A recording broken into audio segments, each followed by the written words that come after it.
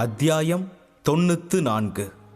அருவியில் இருந்து இறங்கும் ஆற்றின் நீரில் ஒரு பெண் மிதந்து கொண்டிருப்பதை பார்த்த சமரனின் கண்கள் ஆச்சரியத்தில் விரிந்தன. அந்த பெண்ணின் கண்கள் மூடியிருந்தன. அவள் மிகவும் மோசமாக காயமடைந்து இருப்பதை அவளது வெளிரிய முகம் தெளிவாக சொல்லியது. அவளை நன்கு கூர்ந்து பார்த்த சமரன் அவளை யாரென அடையாளம் கண்டு கொண்டான்.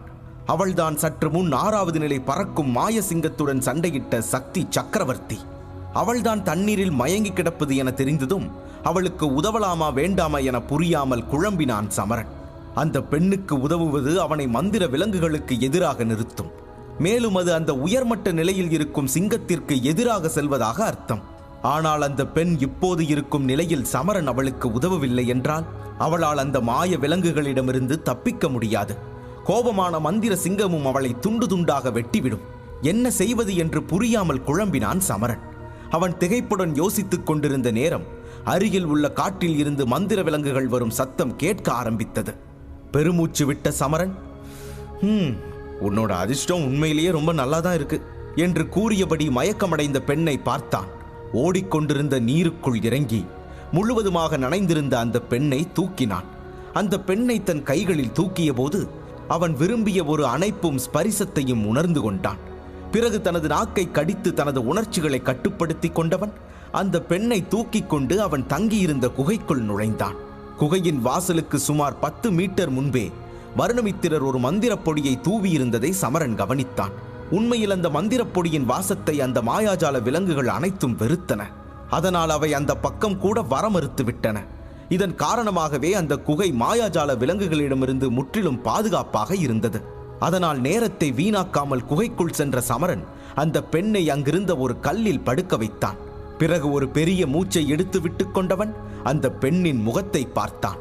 அந்த பெண் மிகவும் அழகாகவும் வலிமையானவளாகவும் தெரிந்தாள். தூரத்திலிருந்து அந்த பெண்ணை பார்த்த சமரனின் இதயம் இப்பொழுது அவளை வெகு அருகில் பார்க்கவும் ஒரு முறை நின்று துடித்தது. ஒரு பெரிய புகழ்பெற்ற ஓவியன் ஒரு பெண்ணின் உருவப்படத்தை எத்தனை ரசனையுடன் வரைந்திருப்பானோ, ஒரு சிற்பி எத்தனை கலை நயத்துடன் ஒரு சிற்பத்தை செதுக்குவானோ, அத்தனையும் இந்த பெண்ணிடம் இருப்பது போல சமரனுக்கு தோன்றியது. இந்த ஓவியம் எவ்வளவு விலை மதிப்பு மிக்கது என அவனால் புரிந்து கொள்ள முடியவில்லை. ஆனால் இத்தனை நெருக்கத்தில் அந்த அழகை பார்க்கும் தான் மிகுந்த அதிர்ஷ்டசாலி என நினைத்து கொண்டான். மயக்கத்தில் தூங்கும் அந்த பெண்ணின் முகம் குழந்தையின் முகத்தைப் போல மிகவும் அப்பாவியாக இருந்தது. சமரனின் கண்கள் கூர்மையாக அந்த பெண்ணின் மேல் விழுந்தது. அவன் கண்கள் அந்த பெண்ணின் முகம் வழியாக சென்று அவள் கழுத்திற்கு இறங்கியது. பின் மெல்ல கண்களை தாழ்த்தி அந்த பெண்ணின் மார்பை பார்த்தான். உடனே திடுக்கிட்ட சமரன் அந்த பெண்ணின் மார்பை பார்த்து சற்று பயந்து போனான். அந்த பெண்ணின் மார்பில் ஆழமான நகைக்காயங்கள் இருந்தன. அதிலிருந்து தொடர்ந்து இரத்தம் கசிந்து கொண்டிருந்தது. இரத்தம் வழிந்ததால் அவளது ஆடைகளும் முழுக்க சிவந்திருந்தது. அந்த பெண் சுயநினைவை இழந்து ஆழ்ந்த மயக்க நிலையில் இருந்தாள். மயக்கம் அடைவதற்கு முன்பு கூட வேதனையில் இருந்திருக்க வேண்டும் என அவள் முகம் தெளிவாக காட்டியது. இப்ப இவளுக்கு கண்டிப்பா சிகிச்சை தேவை, அதுவும் எவ்வளவு சீக்கிரம் கொடுக்கிறோமோ அவ்வளவு சீக்கிரம் நல்லது என நினைத்த சமரன் உடனடியாக தனது சேமிப்பு வளையத்தை எடுத்து அதில் இருந்து ஒரு பச்சை நிற குடுவையை எடுத்தான். பிறகு தயக்கத்துடன் கையை உயர்த்திய சமரன் அந்த பெண்ணின் ஆடையை இழுத்தான். ஆடை இழுக்கப்பட்டவுடன் அந்த பெண்ணின் கண்கள் உடனடியாக திறந்தன. சமரன் தன் ஆடைகளை பிடித்திருப்பதை பார்த்த அவள் கண்களில் லேசான வெட்கமும் அதிகமான கோபமும் தெரிந்தது. அந்த பெண் மயக்கத்தில் இருந்து எழுந்ததும் பயத்துடன் சில அடிகள் பின்வாங்கினான் சமரன். அவளது கோபக் கண்களை பார்த்த சமரன் பதட்டத்துடன், ஹே, நீ நல்லா இருக்கியா? உனக்கு நினைவு திரும்பிச்சா? இப்போ பரவாயில்லையா என்று கேட்டான். அவள் பதில் எதுவும் சொல்லாமல் அந்த இடத்தை சுற்றி பார்த்தாள். சமரன் எதுவும் பேசாமல் தன்னிடம் இருந்த பச்சை நிற குடுவை ஒன்றை கையில் எடுத்து அதை அவளிடம் நீட்டினான். அந்த பெண் சமரனை இன்னும் கோபமாக பார்க்க, நடந்ததை வச்சு நீ என்னை எதுவும் தப்பா நினைச்சுக்காத. உன் காயத்துக்கு சிகிச்சை அளிச்சு மருந்து போடதான் நினைச்சேன். உனக்கு எந்த தீங்கும் செய்யணும்னு நான் நினைக்கல. நான் மருந்து தான் போடணும்னு நினைச்சேன். நம்பு. அந்த நேரத்துல தான் நீ மயக்கம் தெளிஞ்சிட்ட. இப்பதான் உனக்கு சுயநினைவு வந்துடுச்சே, அதனால உனக்கு நீயே மருந்து போட்டுக்கோ என்று கூறி பச்சை குடுவையில் இருந்த மருந்தை அவளின் அருகில் வைத்து வேகமாக பின்வாங்கினான். அவளின் சக்தியை பற்றி அறிந்த சமரன் அவள் தன்னை ஒரே அடியில் கூட கொல்ல வாய்ப்புண்டு என நினைத்து பயந்தான். அதனால் சற்று எச்சரிக்கையுடனே அவளிடம் பேசினான். ஆனால் சமரன் சில அடிகள் பின்வாங்குவதை பார்த்த அந்த பெண் நிம்மதி பெருமூச்சு விட்டாள்.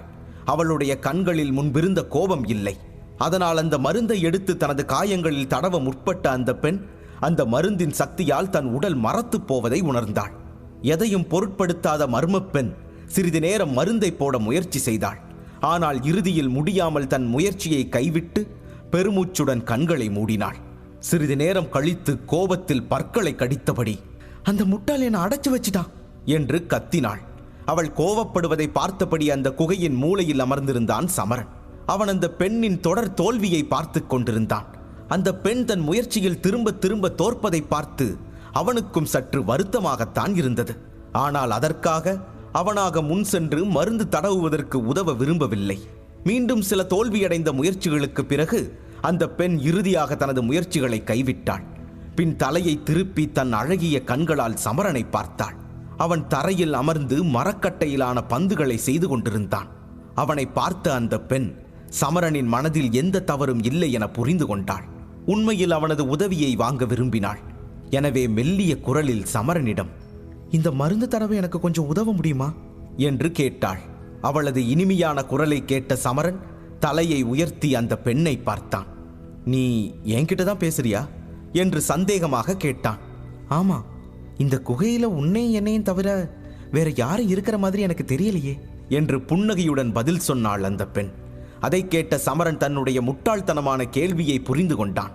பிறகு, சரி, நான் உங்களுக்கு நிச்சயமா உதவி செய்கிறேன். ஆனா அதுக்கு ஒரு நிபந்தனை இருக்கு. அந்த நிபந்தனை என்னன்னா, நான் உங்களுக்கு மருந்து போட்டா நீங்க என் கண்ணை நோண்டிட மாட்டீங்களே. ஏன்னா நான் உங்களுக்கு மருந்து போட உங்க உடம்ப பார்க்க வேண்டியதா இருக்கும் என்று உண்மையான நிலையை சற்று குறும்புடன் கூறினான் சமரன். அவன் சொன்னதை கேட்டு சிரிப்பதா கோபப்படுவதா என்று அந்த பெண்ணிற்கு தெரியவில்லை. அமைதியாக தலையை ஆட்டியவள், நீ நினைக்கிற அளவுக்கு நான் ஒன்றும் வெறித்தனமானவ இல்லை. உன் கையையும் கண்ணையும் நீ கட்டுப்படுத்துற வரைக்கும் உன்னை நான் எந்த விஷயத்துக்காகவும் காயப்படுத்த மாட்டேன். இது நான் உனக்கு தர்ற வாக்குறுதி என்று அமைதியாக சொன்னாள். அவளது பேச்சில் சமரனுக்கு சிறிது நம்பிக்கை வந்தது. அந்த பெண்ணை நோக்கி மெதுவாக நடக்க ஆரம்பித்தான். அவளை நெருங்கும் போது மீண்டும் ஒரு முறை அந்த பெண்ணின் முகத்தை பார்த்தான். அழகிதான் என நினைத்தவன் மீண்டும் தன்னை கட்டுப்படுத்தி கொண்டு தன் எண்ணப்போக்கை மாற்றிக்கொண்டான். சமரன் அந்த பெண்ணின் அருகில் செல்லவும் அவன் இதயத்தின் துடிப்பு அதிகரிப்பதை உணர்ந்தான். மேலும் அந்த பெண்ணின் மார்பில் சிங்கத்தின் நகங்களின் ஆபத்தான அடையாளங்களையும் கவனித்தான். காயத்தில் துணி ஒட்டப்பட்டு இருப்பதை கண்ட சமரன் அந்த பெண்ணின் ஆடைகளை சிறிது கீழே இறக்கினான். துணியை காயத்தில் இருந்து பிரித்து லேசாக இழுக்கவும் அந்த பெண் வலி தாங்க முடியாமல் அலறி துடித்தாள். அவள் வலியால் துடிப்பதை கண்ட சமரனுக்கு அவள் எவ்வளவு வலி அனுபவிக்கிறாள் என புரிந்தது. நேரத்தை வீணாக்காமல் கையில் இருந்த பச்சை நிற குடுவையில் இருந்த மருந்தை எடுத்து வலியோடு இருந்தவளின் கண்களை பார்த்தான்.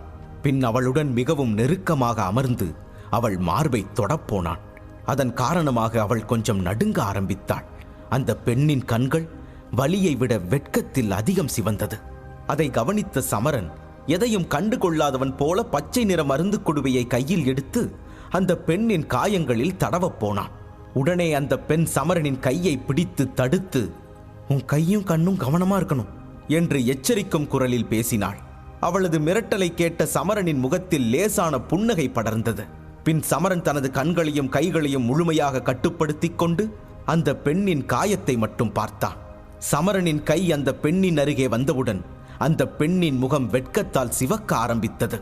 காயத்தை கூர்ந்து கவனித்த சமரன், காயத்துல ரத்தம் ரொம்ப காஞ்சி போயிருக்கு, மருந்து போடுறதுக்கு முன்னாடி இதை சுத்தம் செய்யணும் என்று மெல்லிய குரலில் கூறினான்.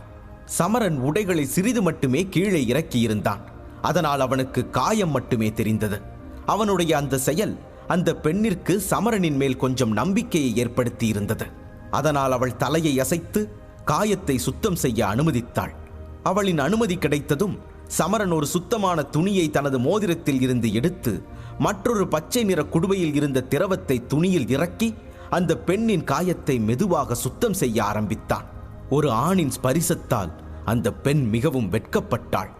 ஆனால் அவன் தன்னை கட்டுப்படுத்தி கொண்டு மருத்துவம் பார்ப்பதை நினைத்து அவனுக்கு மனதுக்குள் நன்றி கூறினாள். காயம் முழுவதுமாக சுத்தம் செய்யப்பட்டவுடன் மற்றொரு பச்சை நிற குடுவையில் இருந்த வெள்ளை பொடியை எடுத்து காயத்தின் மீது தூவினான் சமரன். காயத்தில் அந்த தூள் ஒட்டியவுடன் அந்த பெண் அதிக வலியுடன் கத்த ஆரம்பித்தாள். அதை பார்த்த சமரன், கவலைப்படாத, ஒன்னும் இல்லை, அவ்வளவுதான், முடிஞ்சுது என்று ஆறுதல் கூறினான். பிறகு மோதிரத்தில் இருந்து மற்றொரு துணியை எடுத்தவன் காயத்தின் மீது மருந்தை தடவி அந்த துணியால் அந்த பெண்ணின் காயத்தை முழுவதுமாக மூடினான். அவனின் கண்கள் ஒரு முறை கூட வேறு எங்கும் அலையவில்லை. அந்த பெண்ணும் சமரனின் பார்வையை தவறாக எடுத்துக் கொள்ளவில்லை. இல்லை என்றால் அவள் சமரனை கடுமையாக தாக்கியிருப்பாள். ஒரு வழியாக அந்த பெண்ணின் காயத்திற்கு சிகிச்சை முடிந்ததும் சமரன் புன்னகையுடன் அந்த பெண்ணை பார்த்தான். சரி, நான் வெளிக்காயத்துக்கு மருந்து போட்டிருக்கேன், ஆனா உள்காயம் சரியாக இன்னும் கொஞ்ச நாள் ஆகும்னு நினைக்கிறேன். இனி நீங்களே உங்களை கவனிச்சுக்கோங்க. அப்புறம் இந்த தழும்பை பொறுத்த வரைக்கும் என்னால ஒன்றும் செய்ய முடியாது, அதை நீங்க தான் பார்த்துக்கணும் என்ற சமரன் தன் கைகளை சுத்தம் செய்து கொண்டு மீண்டும் பழைய இடத்திற்கு சென்றான். அதை பார்த்த அந்த பெண், எனக்கு உதவி செஞ்சதுக்கு ரொம்ப நன்றி என்று புன்னகைத்தபடி கூறினாள். அதற்கு பின் சமரன் மீண்டும் வெளியே சென்று அந்த பெண்ணை தேடி மந்திர விலங்கு எதுவும் இந்த குகை பக்கம் வரவில்லை என உறுதிப்படுத்திக் கொண்டான். உண்மையில் சமரனுக்கு அவனது குரு வர்ணமித்திரர் செய்த பொடி மிகவும் உதவியாக இருந்தது. இப்படி ஒரு குரு கிடைச்சதுக்கு நான் ரொம்பவே அதிர்ஷ்டம் செஞ்சிருக்கணும். ஒருவேளை தப்பி தவறி ஏதாவது மந்திர விலங்கு இந்த குகை பக்கம் வந்தா கூட இந்த பொடியோட வாசனை அந்த மிருகத்தை துரத்தி விட்டுடும்.